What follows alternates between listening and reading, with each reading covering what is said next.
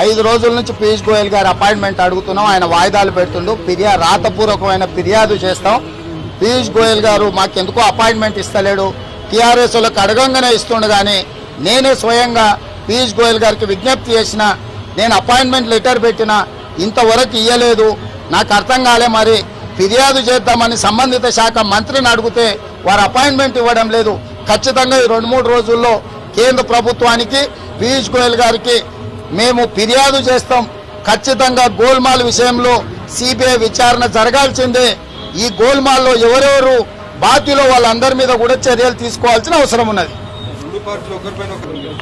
ఇప్పుడు నేను అనేది ఏంటంటే రాష్ట్ర కేంద్ర ప్రభుత్వాలు ఇద్దరు దోషులు. ఎవడైతే హత్య చేసిండో వాడే సంతాపం తెలుపుతున్నాడు. ఎవడైతే శవాలు కుప్పలకు కారణమో వాడే శవాల కుప్పల మీద పడి ఏడుస్తా అంటున్నాడు. దొంగలతోని తోడు దొంగలతోని మేమెట్లా కలుస్తామో?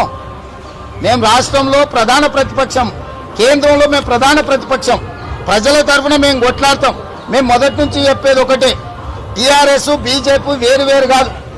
వాళ్ళు ఇద్దరు తోడు దొంగలే, గూడు పుటానే. ఇద్దరు కలిసే నాటకాలు ఆడి కేసీఆర్ మోడీ కలిసి రాష్ట్ర కేంద్ర ప్రభుత్వాలు పంటను కొనుగోలు చేయకపోతే రైతులు విధిలేని పరిస్థితిలో మిల్లర్లకు అమ్ముకోవాలి. మిల్లర్ల నుంచి అదాని అంబానీలు కొనుక్కుంటారు. అంటే రద్దయిన చట్టాలను పరోక్షంగా అమలు చేయడానికి కేసీఆర్ నరేంద్ర మోడీ గారు కలిసి పనిచేస్తారు.